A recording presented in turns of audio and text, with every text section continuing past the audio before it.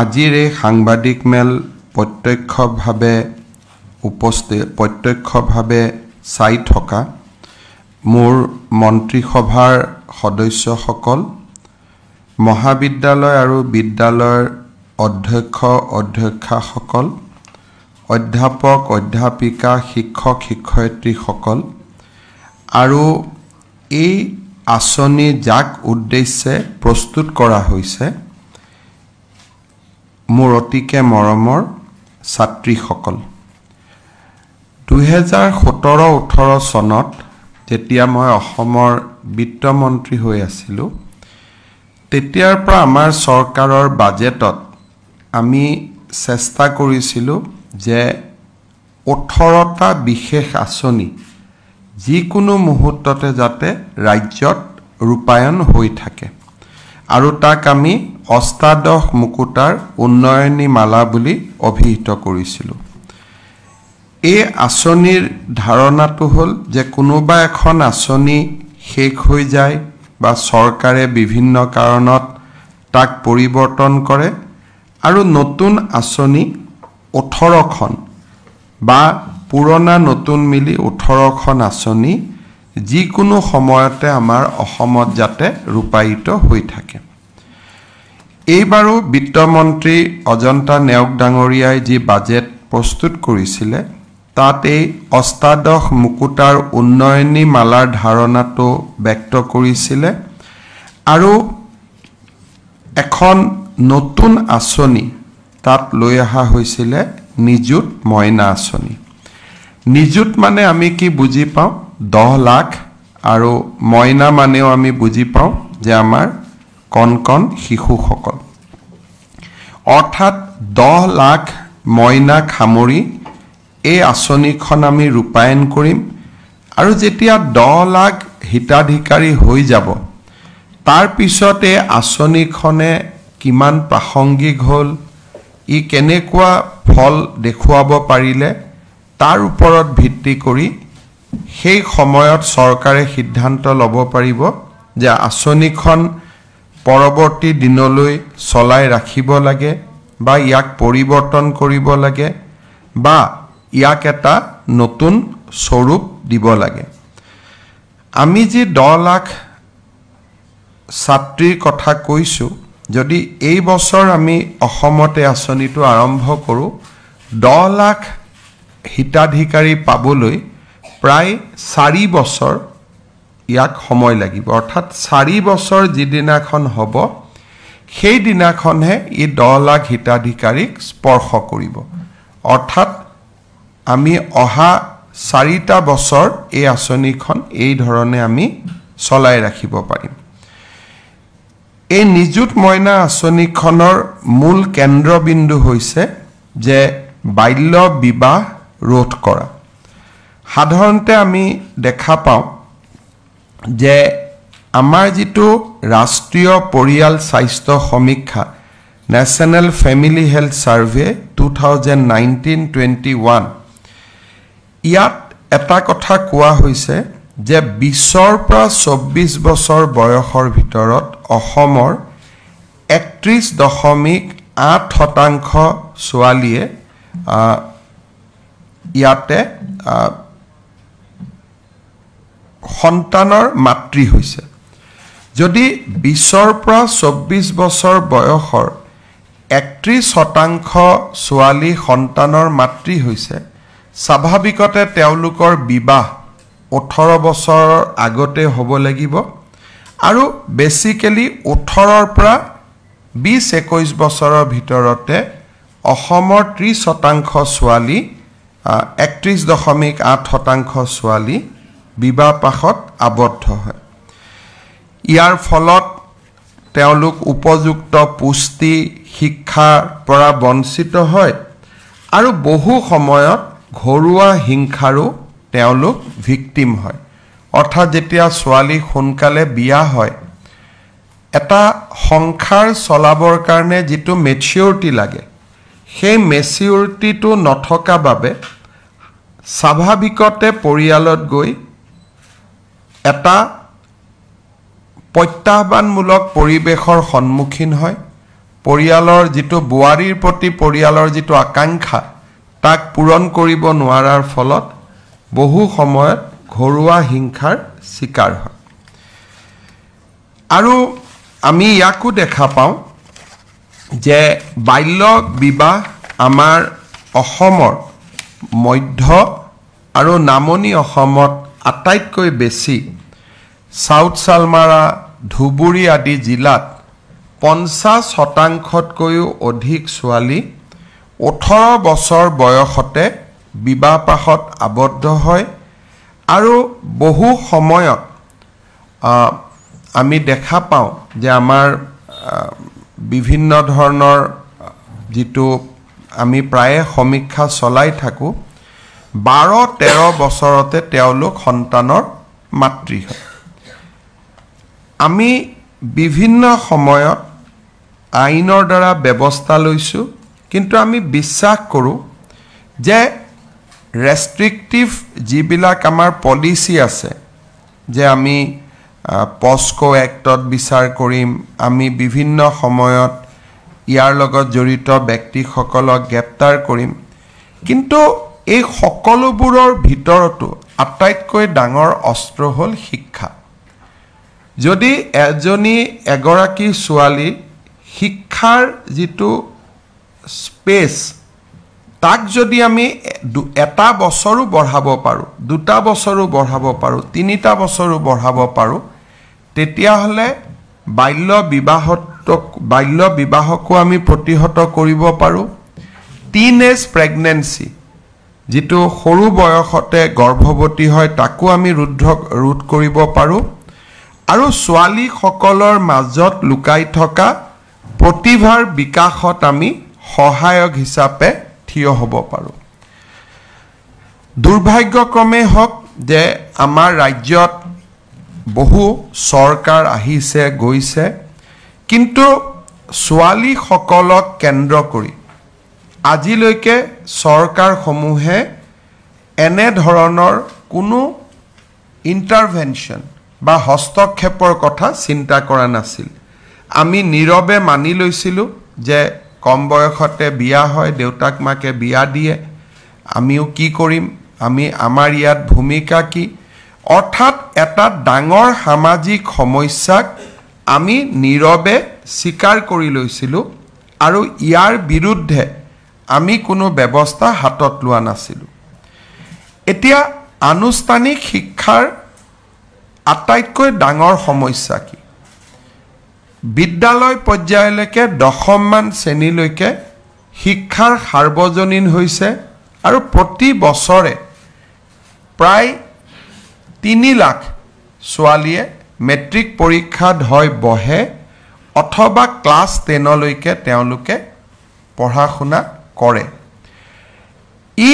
আমাৰ জন্মৰ হাৰৰ লগত অলমোস্ট ইকুইভ্যালেন্ট অসমত 6 লাখ 6.5 লাখ সন্তানৰ জন্ম হয়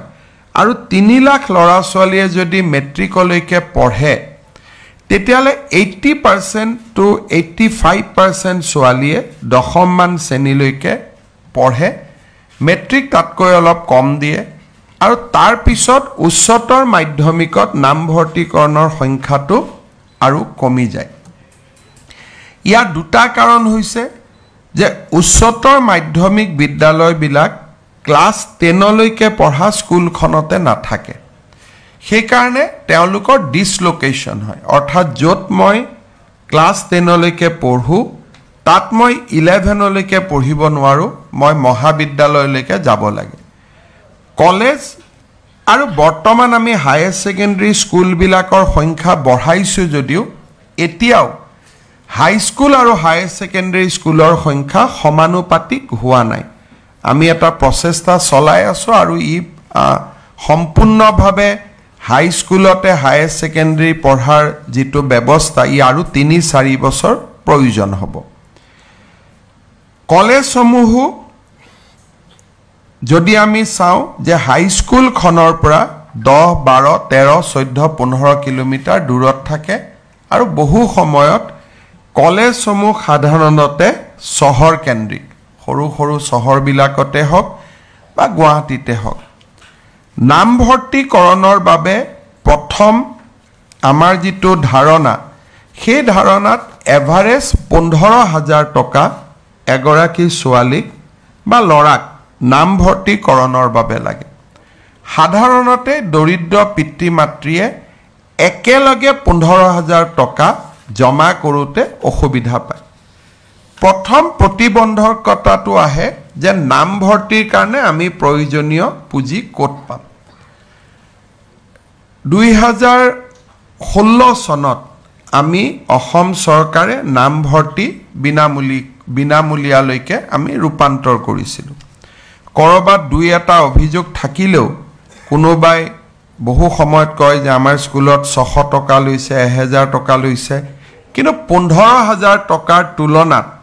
600 টকা বা 1000 টকা ই এটা উন্নত এটা আমাক পৰিবেশ দিছিলে তাৰ পিছত সেমিষ্টাৰ বিলাকত নামভৰ্তি কৰোঁতে প্ৰয়োজন হোৱা পুঁজিও বা নামভৰ্তিকৰণৰ বাবে প্ৰয়োজন হোৱা পুঁজিও আমি ৰেহাই দিছিলোঁ এই দুইটা ব্যৱস্থাৰ ফলত আমাৰ প্ৰাৰম্ভিক যিটো বাধা আছিল সেই প্ৰাৰম্ভিক বাধাটো বহু পৰিমাণে আঁতৰি গৈছিল সমৰ্থ পোৰ্টেলৰ ৰূপায়ণৰ পিছত এতিয়া নামভৰ্তিকৰণটো বিনামূলীয়া কৰা আৰু সহজ হৈ গ'ল কাৰণ ই স্বচ্ছ আৰু এটা প্ৰত্যক্ষ এডমিশন হল কিমানে এডমিশন লৈছে কোনে লৈছে গোটেই কথাখিনি সন্মুখত দেখা দি থকা কাৰণে চৰকাৰেও সময়মতে নামভৰ্তিকৰণৰ পুঁজি মহাবিদ্যালয়সমূহক ঘূৰাই দিব পৰা হ'ল এইবাৰ আমি কঠোৰ পদক্ষেপ লৈছো অহাবাৰ আমি আৰু কঠোৰ পদক্ষেপ লম আমি বিশ্বাস কৰো যে নামভৰ্তিকৰণটো আমি 100% লৈকে আমি বিনামূলীয়া কৰিবলৈ সক্ষম হ'ম ইয়াৰ পিছত ছোৱালীজনীৰ বাবে দ্বিতীয় প্ৰতিবন্ধকতা হ'ল যে ওচৰৰ চহৰখনত কলেজখন আছে প্ৰতিটো দিনেই সাইকেল এখন লৈ বা টমটম অটো ইয়াৰ জৰিয়তে ৰিক্সা ইয়াৰ জৰিয়তে স্কুললৈ কলেজলৈ আহিব লাগে যাতায়াতৰ খৰচ আৰু কলেজত অহাৰ পিছত দিনটো খোৱা বোৱা দেউতাক মাকে 50 টকাৰ পৰা 100 টকা এভাৰেজ ছোৱালীজনীক দিব লাগে আৰু যিটো বহু সময় দেউতাক মাকে দিব নোৱাৰে আৰু এই দুইটা হিসাব কৰাৰ পিছত যে নামভৰ্তিকৰণৰ বাবে একেলগে কম কোট টকা দিম আৰু খোৱা বোৱা বা অহা যোৱাৰ ট্ৰান্সপোৰ্টেশন কষ্ট আমি কেনেকে দিম এই দুইটা কথা যেতিয়া বিবেচনা কৰে আৰু প্ৰথম 3-4 মাহ কলেজত নামভৰ্তিকৰণৰ পিছতো ড্ৰপ আউট আৰম্ভ হয় আৰু লাহে লাহে আমি পুনৰ নেক্সট অপশনটোলৈকে গুচি যাওঁ যে ছোৱালীজনী ঘৰত বহাই থকাতকৈ বিয়া দিয়াটোৱে উচিত নেকি অৰ্থাৎ সকলো পিতৃ মাতৃয়ে যেটো তেওঁলোকৰ ইজি অপশনটোলৈকে গুচি যায় ইয়াৰ বিৰুদ্ধে যুঁজ দিয়াৰ আন এটা অস্ত্ৰ হ'ল স্কিল এডুকেশ্যন ছোৱালীসকলে প্ৰত্যেকৰ ঘৰত আৰ্থিক প্ৰতিবন্ধকতা থাকে কিন্তু ক্লাছ 11ৰ পৰাই আমি যদি স্কিল এডুকেশ্যন আৰম্ভ কৰিব পাৰো তেতিয়া দেউতাক মাকে গম পাব যে এই বৃত্তিগত শিক্ষাই ছোৱালীজনীক এটা নিশ্চিত কৰ্মসংস্থাপন দিব গতিকে এছাম ছোৱালীয়ে দেউতাক মাকেও প্ৰেৰণা দিব যে তুমি এইখিনি শিকি লোৱা তেতিয়াও যেতিয়া স্কিলত সোমাই যায় তেতিয়াও বিয়া বাৰু অলপ দেৰিলৈকে বা ডেফাৰ হৈ যায় আনটো হল যে কলেজত পঢ়া ছোৱালী বিলাকৰ কাৰণে আমি যদি চৰকাৰে এটা নিৰন্তৰ আৰ্থিক সাহায্য দিব পাৰো দেউতাক মাকৰ বোজ যদি কমাব পৰা যায় তেতিয়া হলেও আমি ভাবো যে ড্ৰপ আউট আৰু এডমিশনত আমি প্ৰেৰণা যোগাব পাৰো এই উদ্দেশ্য আগত ৰাখি ৰাজ্য চৰকাৰৰ এইবাৰৰ বাজেটত আমি সিদ্ধান্ত লৈছিলো যে উচ্চতৰ মাধ্যমিক প্ৰথম বৰ্ষ স্নাতক প্ৰথম বৰ্ষ আৰু স্নাতকোত্তৰ প্ৰথম বৰ্ষ আৰু বিএড প্ৰথম বৰ্ষ এই ছোৱালীসকলক আমি এখন নতুন আঁচনি দিম যি দেউতাক মাকৰ আৰ্থিক বোজা হ্ৰাস কৰিব আৰু ছোৱালীজনীও পঢ়াৰ কাৰণে প্ৰেৰণা পাব এই আঁচনিখন আমি অহা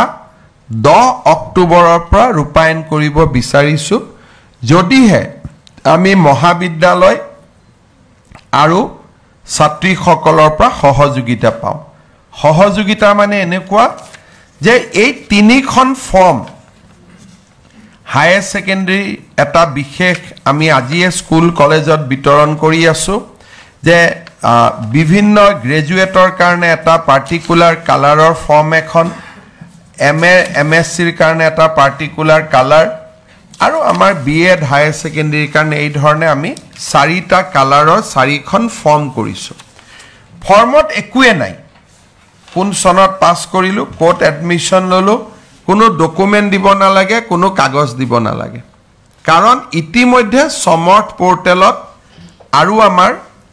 হায়াৰ সেকেন্ডাৰীৰ বাবে দৰ্পণ পোৰ্টেলত তেওঁলোকে গোটেই ডেটা দিয়ে থৈ দিছে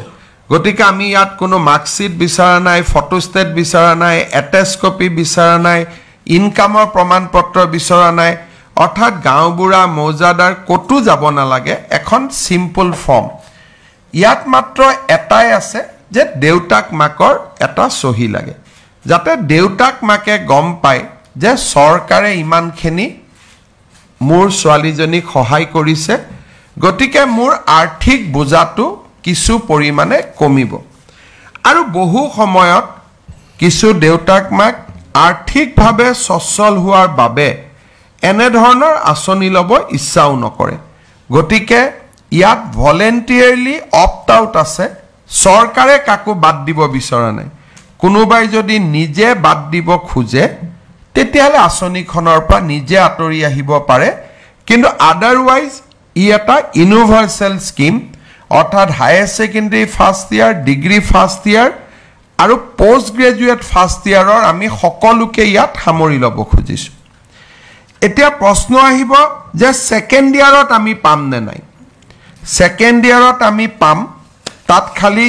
সৰু দুটা আমি কন্ডিশন আছে যে ছোৱালীজনীয়ে এটা পাৰ্সেন্টেজ এটেন্ডেন্স সদায় লাগিব আমি তাক ধৰি দিম যেটো কলেজত সাধাৰণতে এটো এটেন্ডেন্স লাগে পৰীক্ষা দিবৰ কাৰণেও আৰু ছোৱালীজনীৰ কোনো ধৰণৰ ক্যাৰেক্টাৰ অৰ ক্ৰিমিনেল এক্টিভিটিজত ইনভলভ হ'ব নালাগিব এই দুটাই সৰু এটা কথা যে তাত এটা ক্যাৰেক্টাৰ সাৰ্টিফিকেট যে ছোৱালীজনী কোনো ধৰণৰ অবিদ্যায়তনিক কামত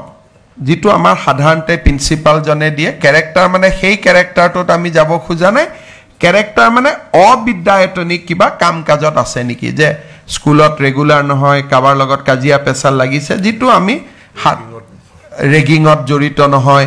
এই যিবিলাক এজন ষ্টুডেন্টৰ ক্যাৰেক্টাৰ ব্যক্তিৰ ক্যাৰেক্টাৰ নহয় যেটো ছাত্ৰ জীৱনৰ ক্যাৰেক্টাৰ সেই ক্যাৰেক্টাৰটো আমি মেইনটেইন কৰিছো নাই character as a student attendance তো ৰাখিছো নে নাই এই দুটা কথা ক্লিয়াৰ কৰি দিয়াৰ লগে লগে এই ছোৱালীখিনিয়ে সেকেন্ড ইয়াৰতো এই পুঁজি পাই থাকিব তাৰ পিছত থাৰ্ড ইয়াৰ পাব থাৰ্ড ইয়াৰতো পাই থাকিব যিসকলে ফোৰ্থ ইয়াৰ ডিগ্ৰীত এডমিশন লৈছে তেওঁলোকে ফোৰ্থ ইয়াৰতো পাব আৰু যিসকল আজি উচ্চতৰ মাধ্যমিক দ্বিতীয় বৰ্ষত আছে এই বছৰ তেওঁলোকে নাপাব অহা বছৰ ডিগ্ৰীত নাম লগোৱাৰ লগে লগে তেওঁলোকেও এই আঁচনি পোৱা আৰম্ভ হ'ব এই আঁচনিত মই আগতে কৈছো আমি কাকো বাদ নিদিও খালি 2-3টা ধৰণৰ ছোৱালীয়ে এই আঁচনিৰ সুবিধা নাপাব হেতু হৈছে যে উচ্চতৰ মাধ্যমিক আৰু ডিগ্ৰীত বিবাহিত ছোৱালীয়ে এই আঁচনিটোৰ সুবিধা নাপাব কাৰণ এই গোটেই আঁচনিটো হল বাল্য বিবাহৰ বিৰুদ্ধে গতিকে ডিগ্ৰী থাৰ্ড ইয়াৰলৈকে বা ফোৰ্থ ইয়াৰলৈকে অবিবাহিত হৈ থকাটো এই আঁচনিখনৰ ধন নিৰন্তৰভাৱে পাই থকাৰ এটা প্ৰাথমিক সত্য কিন্তু পোষ্ট গ্ৰেজুৱেটত যেতিয়া আমি যাম তেতিয়া আৰু আমি বিয়াৰ কথাটো আনা নাই অবভিয়াসলি ছোৱালী পোষ্ট গ্ৰেজুৱেটত গ'লে বিয়া হ'বও লাগে আৰু আমিও বিচাৰো যে এটা নিৰ্দিষ্ট সময়ত তেওঁলোক বিবাহিত হওক দ্বিতীয়তে যিসকল ডেপুটেশ্যনত পঢ়ে বিএড বহুত আমাৰ শিক্ষকে ডেপুটেশ্যনত পঢ়ে অৰ্থাৎ চৰকাৰৰ দৰমহা পাই থাকে তেওঁলোকে এই আঁচনিটোৰ সুবিধা নাপাব কাৰণ তেওঁলোকে নিয়মিত দৰমহা পাই থাকে মন্ত্ৰী সংসদ আৰু বিধানসভাৰ সদস্যসকলৰ সন্তান এই আঁচনিৰ বাবে যোগ্য বুলি বিবেচিত নহব আৰু এটা সৰু বৰ্গ এই আঁচনিটোৰ অধীনত নাহে সেইটো হ'ল যিসকলে হায়াৰ ছেকেণ্ডাৰীত ফাৰ্ষ্ট ডিভিজন পোৱাৰ কাৰণে স্কুটি এখন পাব কাৰণ স্কুটি আমি ৬০,০০০ টকা দিয়েই দিওঁ গতিকে তেওঁলোকক আৰু এই আঁচনিৰ আমি অনা নাই আৰু বিয়া নহয় পঢ়ি থাকিবৰ কাৰণে স্কুটিখনেই এটা যথেষ্ট ডাঙৰ প্ৰেৰণা গতিকে দ্বিতীয় প্ৰেৰণা এটাৰ প্ৰয়োজন আমি নাই বুলি ভাবিছোঁ গতিকে হায়াৰ ছেকেণ্ডাৰীত যিসকলে স্কুটি পাব তেওঁলোকো এই আঁচনিটোৰ অধীনত নাহে কিন্তু এই বছৰ আমি নৱেম্বৰ মাহৰ ভিতৰতে সকলোকে স্কুটি আমি দি দিম যাতে আজি তেওঁলোকো আমাৰ মাজত আছে তেওঁলোকে ভাবিব যে স্কুটিখন আমি কেতিয়া পাম আমি নৱেম্বৰৰ 30 তাৰিখৰ আগতে আমি স্কুটিখন দিয়াৰ ব্যৱস্থা কৰিম এতিয়া এই আঁচনিত কোনে কিমান টকা পাব যিসকলে একাদশ শ্ৰেণীত নাম লগাইছে তেওঁলোকে 10 মাহ প্ৰতি মাহত 1000 টকাকৈ পাব তাৰ মানে 10,000 rupees তেওঁলোকে পাব বাট পাৰ মান্থ 1000 টকা কৰি তেওঁলোকৰ বেংক একাউণ্টত আমি ট্ৰান্সফাৰ কৰিম বেংক একাউণ্টত টকা ট্ৰান্সফাৰ কৰিলে এটা ডাঙৰ সুবিধা হ'ল যে প্ৰত্যক্ষভাৱে পাব পাৰি অসুবিধা হ'ল কেতিয়াবা আমি যদি একাউণ্টটো KYC কৰি নাথাকো একাউণ্টটো বন্ধ হৈ যায় টকাটো পোৱাত অসুবিধা হয় গতিকে ছাত্ৰীসকলে প্ৰতি 6 মাহত যাতে একাউণ্টটো KYC কৰি ৰাখে যেটো নো ইউৰ একাউণ্ট বুলি কয় তাৰ বাবে মই অনুৰোধ কৰিম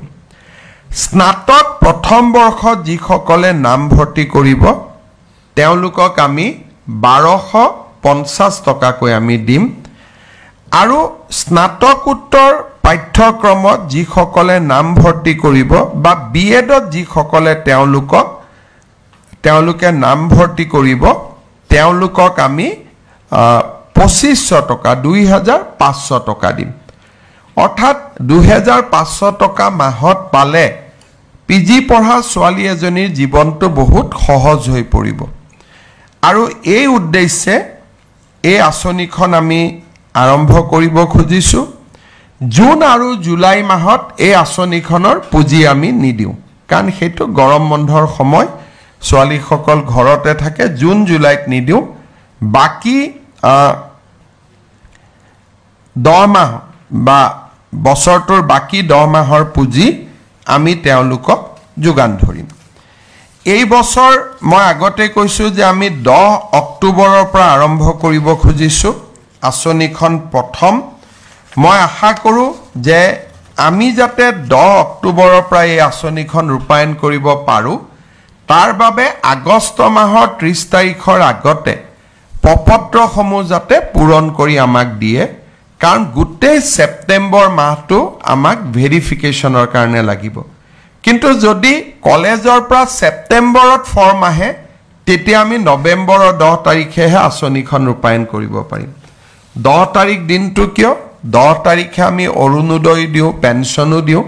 ইয়াৰ লগতে নিযুত মইনা আঁচনিখনৰো ধন তেওঁলোকে 10 তাৰিখে পাব পাৰিব মই আগতে কৈছো যে ফৰ্মখনত একোৱে নাই ফৰ্মখনত খালি নামটো দিব লাগে বিবাহিত অবিবাহিত লিখিব লাগে দেউতাকৰ নাম লিখিব লাগে নেম অফ ফাদাৰ লিখিব লাগে ৰিলিজন লিখিব লাগে মোবাইল নাম্বাৰটো দিব লাগে এড্ৰেছ দিব লাগে আধাৰ নম্বৰ দিব লাগে বিধানসভা সমষ্টিটোৰ নাম দিব লাগে কলেজখনৰ নাম দিব লাগে বিশ্ববিদ্যালয়খনৰ নাম দিব লাগে ৰেজিষ্ট্ৰেচন নম্বৰ দিব লাগে একাউণ্ট নম্বৰ দিব লাগে অৰ্থাৎ আজি ইয়াতে গোটেই ছোৱালীসকল কলেজসমূহৰ ছোৱালী আজি আমাৰ লগত জড়িত হৈ আছে বহি লগে লগে লিখি দিব পাৰে খালি এক ৰাতি ঘৰলৈকে লৈ যাব লাগিব কাৰণ দেউতাক মাকৰ সহিটো লাগিব তাৰ পিছত প্ৰিন্সিপাল সকলে ভেৰিফিকেশন কৰি আমাক ফৰ্মখন গটাই দিব আমি 30 আগষ্টৰ আগতে তেখেতসকলৰ পৰা আমি ফৰ্মখিনি সংগ্ৰহ কৰিম আৰু মই আগতে কোৱাৰ দৰে 10 অক্টোবৰ আৰু অত্যন্ত পলম হলে 10 নৱেম্বৰ যদি কিবা কাৰণত 10 অক্টোবৰৰ মাইলস্টোনটো আমি মিস কৰো তেতিয়াহলে আমি 11-12 অক্টোবৰত নকৰো ইয়াক আমি আকৌ 10 নৱেম্বৰলৈকে লৈ যাম কিন্তু মই আশা কৰো যে ম্যাক্সিমামে 10 অক্টোবৰতে আমি কৰি দিব পাৰিম কাৰণ আজি সেই কাৰণে আমি অসমৰ গুটেই কলেজসমূহত আমাৰ মন্ত্ৰীসকল উপস্থিত আছে বিধায়কসকল উপস্থিত আছে এই সংবাদ মেলখনো তেওঁলোকে প্ৰত্যক্ষ কৰিছে জিলাৰ উপায়ুক্তসকল উপস্থিত আছে কলেজসমূহত মহকুমাধিপতিসকল উপস্থিত আছে মই ভাবো যে আজি এই লেভেলত সচেতনতাটো হৈ যোৱাৰ পিছত আমাৰ বিশেষ অসুবিধা নহব মই শিক্ষামন্ত্ৰী ৰনোজ পেগু ডাঙৰীয়াক ধন্যবাদ জনাইছো যে অত্যন্ত কম সময়ৰ ভিতৰতে আজি এই আঁচনিটো আমি ৰাইজৰ সন্মুখলৈ উলিয়াই দিব পাৰিছো লোকসভা নিৰ্বাচনৰ সময়ত চৰকাৰখন স্বাভাৱিক কাৰণত স্থবিৰ হৈ আছিল কিন্তু লোকসভা নিৰ্বাচনৰ পিছতে আমি চৰকাৰখনত গতি আনিবলৈ প্ৰচেষ্টা কৰিছো আৰু নিযুত মইনা আঁচনিখন ইমান কম সময়ৰ ভিতৰতে নীতি নিয়ম প্ৰস্তুত কৰা বিত্ত বিভাগৰ অনুমোদন লোৱা কেবিনেটৰ অনুমোদন লোৱা ইমান কম সময়ৰ ভিতৰতে আঁচনিখন উলাই দিব পৰাটো শিক্ষা বিভাগৰ এক কৃতিত্ব মই শিক্ষা বিভাগ আৰু শিক্ষা মন্ত্ৰী ৰনোজ পেগু ডাঙৰীয়াক ধন্যবাদ জনাইছো ইয়াৰ লগতে মই অসমৰ শিক্ষক সমাজৰ পৰা এই আঁচনিখনৰ সফলতাৰ বাবে সহযোগিতা বিচাৰিছো আৰু সাংবাদিক বন্ধু বান্ধৱীসকল ৰাইজৰ প্ৰতিনিধি আৰু এই আঁচনিখনৰ মূল কেন্দ্ৰবিন্দু ছাত্ৰীসকলৰ পৰাও মই সহায় সহযোগিতা বিচাৰিছো আমাৰ সাংবাদিকসকলৰ যদি কিবা বিশেষ প্ৰশ্ন আছে আপোনালোকে নিশ্চয় মোক সুধিব পাৰে মুখ্যমন্ত্ৰীৰ যেটো আধাৰৰ প্ৰসংগটো আহিলে কিছু শিক্ষাৰ্থী আধাৰ নাথাকিও তেতিয়া কি সমস্যাটো কি আধাৰ নাথাকিলেও আমি শিক্ষাৰ্থীসকলক আমি দি দিম if available আমি সেই কাৰণে সময়টো লিখিছো আধাৰ if available গতিকে আধাৰটো প্ৰতিবন্ধকতা নহয় লগত মই এটা অনুৰোধ কৰিম যে যিমান সোনকালে পাৰো আমি আধাৰ বিলাক বনাই ল'ব লাগে যেটো ষ্টেপ লৈছে এটো সঁচাকে ভাল এটা পদক্ষেপ আৰু বাল্য বিবাহৰ ক্ষেত্ৰত চৰকাৰে যিখিনি কঠোৰ সিদ্ধান্ত লৈ আছে আৰু তাৰ বাদেও এইটো আঁচনি বাবে কেনেকুৱা ধৰণৰ কাম কৰিব লগা আছে বুলি ভাবে সমাজত যেটো ভাৰতীয় ন্যায় সংহিতা হল এই ন্যায় সংহিতাত এটা ডাঙৰ ক্লজ আহিছে যেটোৰ বিষয়ে মই আপোনালোকক আগতে অনুৰোধ কৰিছিলো যে কোনোবা ছোৱালী সৰু বয়সত যদি বিয়াও হয় স্বামীয়ে যদি সেই বিবাহিত মহিলা গৰাকীৰ লগতো সেক্সুৱেল ৰিলেশন কৰে তাক ধৰ্ষণ বুলিয়ে ধৰি লোৱা হ'ব এইটো বৰ্তমান ভাৰতীয় ন্যায় সংহিতাত কোৱা হৈছে গতিকে যদি সন্তান জন্ম হয় তেতিয়ালেতো ই প্ৰমাণিত হৈ যাব যে নিৰ্দিষ্ট সময়ৰ আগতে বিবাহ কৰিলে নাম্বাৰ 1 বিবাহৰ পিছত যৌন সম্পৰ্ক স্থাপন কৰিলে তাৰমানে দুটা ক্ৰাইম তেওঁলোকৰ ওপৰত পৰিব অহা নৱেম্বৰ ডিসেম্বৰ মাহত বাল্য বিবাহৰ বিৰুদ্ধে অসম আৰক্ষীয়ে আৰু এটা অভিযান চলাব কিন্তু যোৱা এটা বছৰত অসমত বিভিন্ন এনজিও আহিছে আৰু অসম চৰকাৰে বাল্য বিবাহৰ বিৰুদ্ধে লোৱা প্ৰচেষ্টা কিমান ফলপ্ৰসূ হৈছে তাক চাবৰ বাবেও যত্ন কৰিছে গুটেই কেটা এনজিওৰ ৰিপৰ্টত এইটোই আহিছে যে অসমত বাল্য বিবাহ বহু পৰিমাণে বন্ধ হৈছে সেই কাৰণে মই ভাবো যে যদিও পুলিচে একচন চলাব প্ৰথম বছৰত আমি যিমান লোকক গ্ৰেপ্তাৰ কৰিছিলো সিমান লোকক আমি হয়তো এবাৰ গ্ৰেপ্তাৰ কৰিব নোৱাৰো আৰু ইয়াৰ মাজত বহু কেইজন সৰু বয়সতে বিয়া কৰোৱা স্বামীক বিভিন্ন আদালতে পস্কো আইনৰ অধীনত কাৰাদণ্ড দিছে এটা সময়ত ইয়াত এটা প্ৰচাৰ হৈছিলে যে উচ্চ ন্যায়ালয়ে আমাক বেয়া পাইছে আমাক কিবা সেন্সৰ কৰিছে এনেকুৱা কথা কিছুমান কোৱা হৈছিলে কিন্তু তাৰ বিপৰীতে যোৱা এবছৰত আমাৰ বহু কেইখন ন্যায়ালয়ে বাল্য বিবাহৰ ক্ষেত্ৰত পুলিচৰ সপক্ষে ৰায়দান কৰি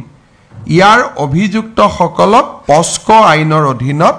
14 বছৰলৈকেও কাৰাদণ্ড বিহিছে গতিকে মই ভাবো যে বোথ নেগেটিভ এণ্ড এফাৰ্মেটিভ দুইটা কাম ইতিবাচক পদক্ষেপো আমি লৈ আছো আৰু আইনী ব্যৱস্থাও আমি লৈ আছো আৰু তাৰ ফলত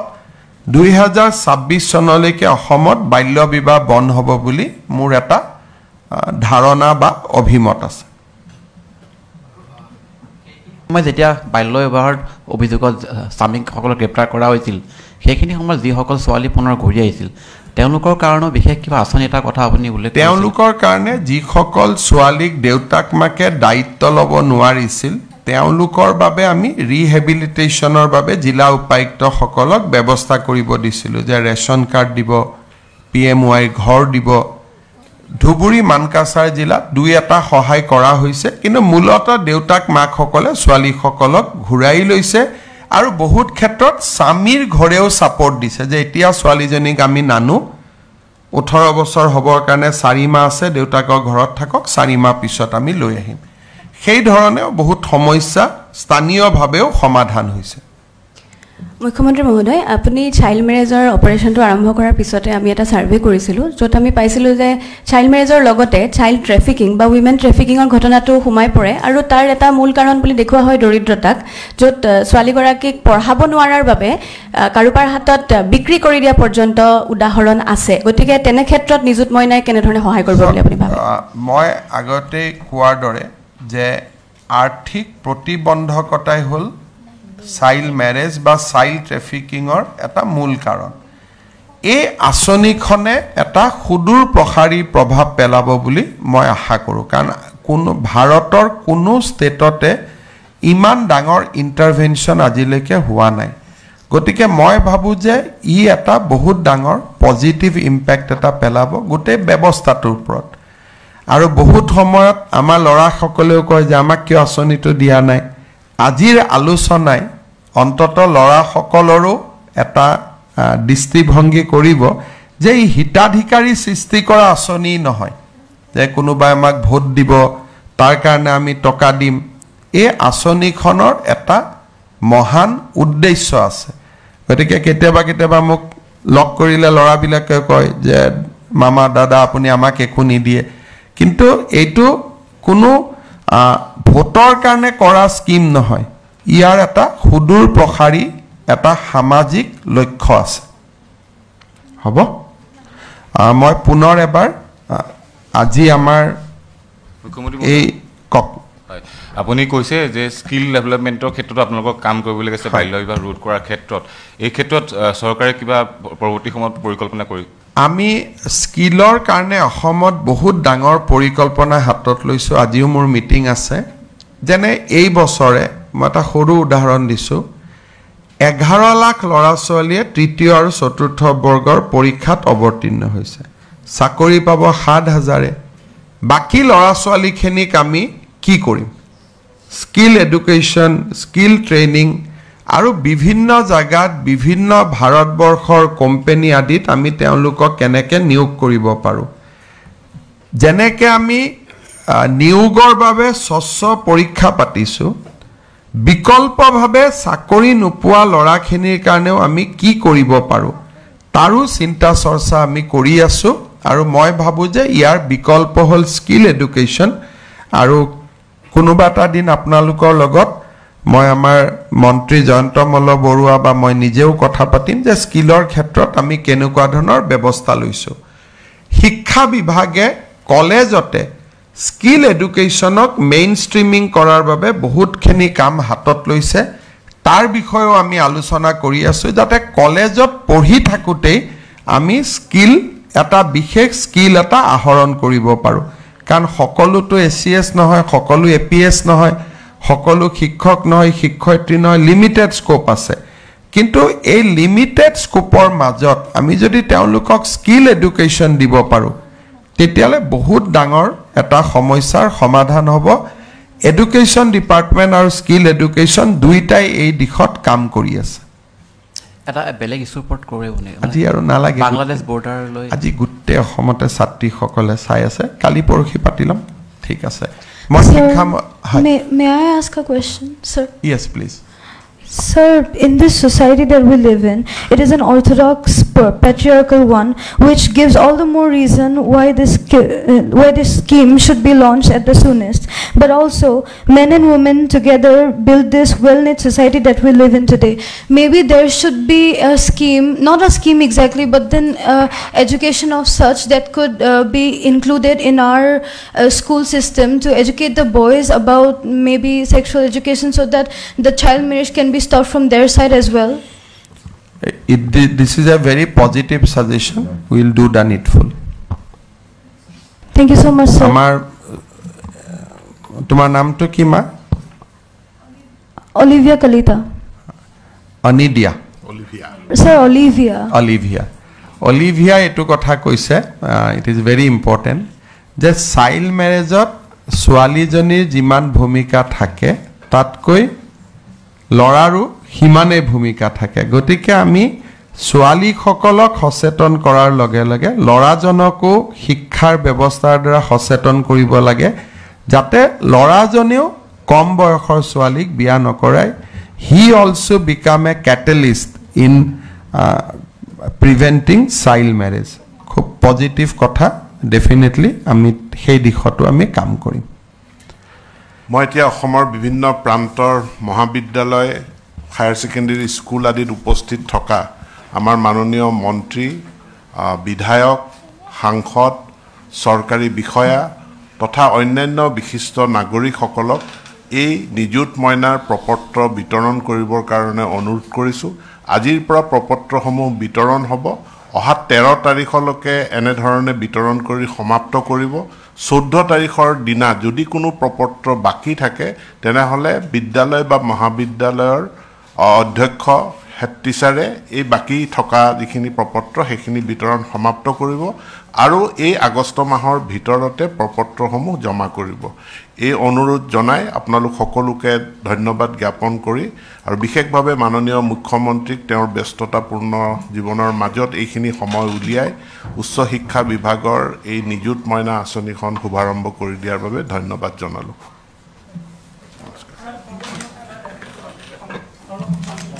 এজনী কোনোবাজনী ছোৱালীক মাতক অলিভিয়া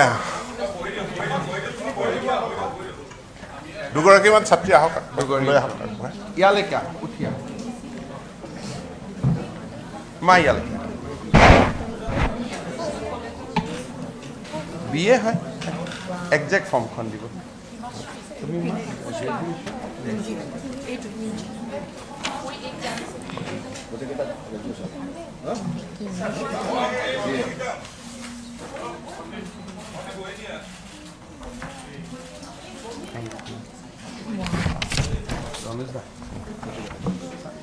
তুমি ইফালে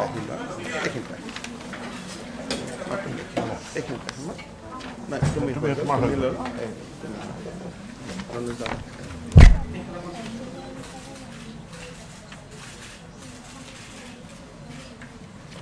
আৰু মা তুমি তাই কোন ক্লাছ মা